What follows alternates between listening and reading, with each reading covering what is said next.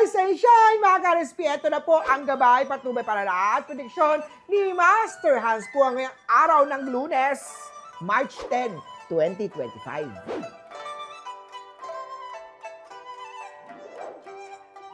Simulan natin sa mga pinanganak ng Year of the Rat. You'll be in your element socially kung papaligiran mo ang sarili mo ng positive na mga tao. Blue at 9 ang swerte kay Year of the Rat.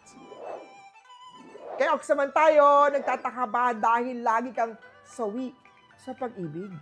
Tignan mo muna ang sarili bago sisihin si X. Ikaw ang may problema. Orange at 5 ang swerte kay Year of the Ox. Kay Tiger naman tayo burnout sa trabaho ang problema. Magkaroon ka ng break at magpahinga para hindi ma-burnout. Purple at 3 ang swerte kay Year of the Tiger. Kay Rabbit naman tayo, iwasan. Gamitin ang savings sa mga kapritsuhan. Ang tamang pagbabudget plan ay magbibigay ng stability sa pera. Gray at 1 ang swerte kay Year of the Rabbit. Kay Dragon naman tayo nakakapagod ang araw na to pero satisfied ka dahil maganda ang kinalalabasan yan.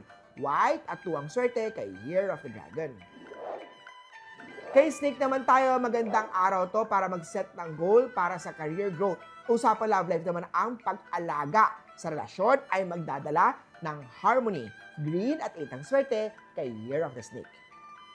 Huwag bibitiw at abangan pa iba pang part ng swerte sa Hansabi dito lang po sa Rise and Shine Pilipinas. Rise and Shine! Mga ka-RSP, ito na po ang gabay patnubay para lahat. Prediksyon ni Master Hans Kua Part 2.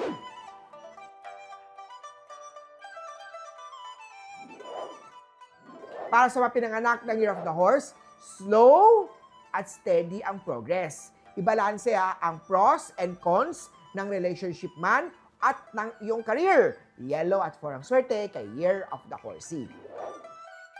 Kay Goat naman tayo mabagal at walang gana ang araw ngayon. It's okay to stop muna dahil baka hindi lang magiging maganda ang output. Pink at 6 ang swerte kay Year of the Goat. Kay Monkey naman tayo, maraming paparating na blessing today. I-claim ang swerte at use it wisely. Blue at 4 ang swerte kay Year of the Monkey. Sa mga rooster naman kung hindi magkaintindihan ang kausap mo sa inyong paliwanag, stay quiet ka lang muna. Hindi sila ang tamang audience for you. Brown at 7 ang swerte kay Year of the Rooster. Kay Dog naman tayo, ang pagiging open at honest ay magpapabuti sa relasyon nyo. Magkaroon ng mahabang pasensya kapag hindi nangyari ang gusto mo. Black at 3 ang swerte kay Year of the Doggy. Kay Year of the Pig naman tayo, mag-relax at maglaan ng oras para sa sarili. Self-love muna. Red at 5 ang swerte kay Year of the Piggy. Huli po, ito po yung mga gabay patnubay para lahat. Prediction lamang ni Master Hans Kua. Nasa inyong mga kamay nasa lalay ang inyong tagumpay. Kaya always be positive at i-claim ang mga swerte, mga ka-RSP.